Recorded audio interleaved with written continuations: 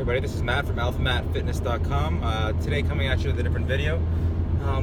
Today I wanted to kind of talk about a little bit of a different topic here, and that's about how to deal with disappointment and various bad things that may happen in your life.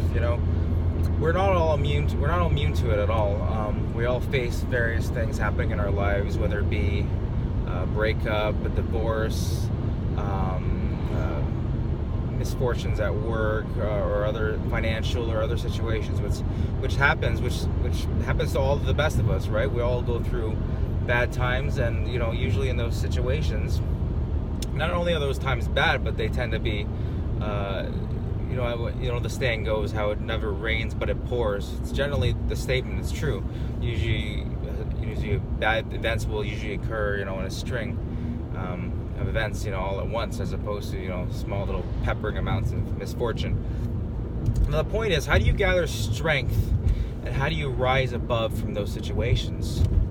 So when those situations occur, how do you take those experiences,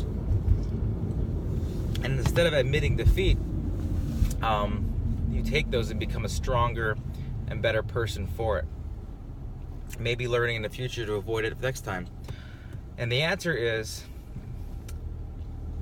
you have to take a look at what happens to you, and when bad things happen to you, you have to take them as an opportunity. So for example, say your car breaks down. What does this opportunity represent to you? Yes, my car broke down, and that's a bad, I'm gonna have a bad day because of that. I may be late for work. That's looking at, obviously, the negative side of it, right? What is the positive side of your car breaking down? Now, on the surface, it can be relatively hard to see how can there be any positives to this occurring. The positive, for example, for a car breaking down, I'll give you an example that happened to me a couple weeks ago. Is my brand new car, well, brand new now, 3 or 4 years old now, my car, gave out in the middle of an intersection on the way to work. I was like, well, what am I going to do about this? I'm going to be late for work. So I ended up calling in late for work that day. But the good thing about that situation is it allowed me, let's start listing them. Number one, I was able to test CAA and how good their response was. I called the auto service CAA. They came and they towed my car. Pleasant experience. It proved that my CAA membership works and is effective. Now I know that may seem like well, what the hell, it's supposed to work anyways. It's there. That's what it's there for. But it did give me an opportunity to feel that there's comfort in knowing that if my car does break down in the future, that what, I have a backup plan, and then they're willing to react and be there for me, right? The second benefit is I got to tow my car to the dealership, and I was able to not only get the item fixed, so it turned out to be a ground wire. It's actually fixed, and it is better than it was before now. So the chances of that breaking down again is very slim, right? So it's not going to happen again. Third, I brought it in there, and there was a safety recall that they identified that needed to be fixed on the transmission, and they did that free of charge.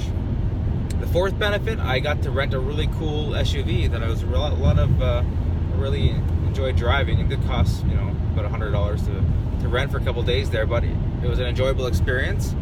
Number five, that SUV managed to be able to transport an exercise bike, which I bought. If I didn't have that SUV, I wouldn't have been able to pick up this recumbent bike, which I was able to pick up that night.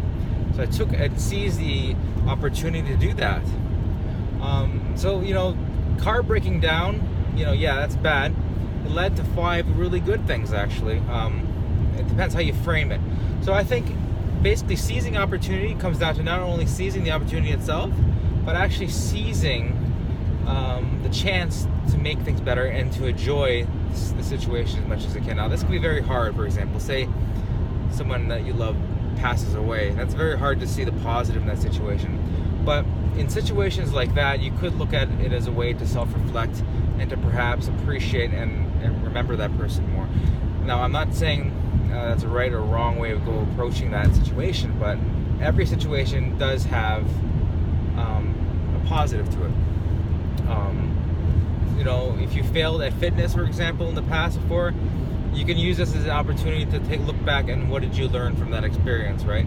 We can always learn from our experiences, right? And that's what molds us into the better, stronger, more intelligent, more sociable, and creative people, right? By looking at our past failures. I've said this before, but a lot of inventors of the past, Benjamin Franklin, Thomas Edison, Alexander Graham Bell, they didn't get their formulas right in the first time. And most successful business people these days also didn't get it right in the first time. Look at Steve Jobs, for example, in Apple, and some of the other companies out there, right? Nothing was built overnight. Nothing was built easy without challenge and without adversity, right? So let this video just be a message to you guys that when you face bad things that happen in your life, try to look at those as an opportunity to look at the brighter side. Try to extract the good from those situations, because there's always good to be extracted from those situations, and and because of that, you'll become a better person, right? And it'll teach you how to deal with life's problems in a constructive way, as opposed to surrendering to them and letting them basically hold you down and keep you from growing as a person. So I hope this video helped you guys. I just wanted to ramble a bit there, some thoughts in my brain, and I tend to think of these things out of nowhere, but I hope this does help someone out there, and if it does, I'd really appreciate it if you could like and subscribe below, and visit me at alphamatfitness.com. Got a lot of interesting topics coming up.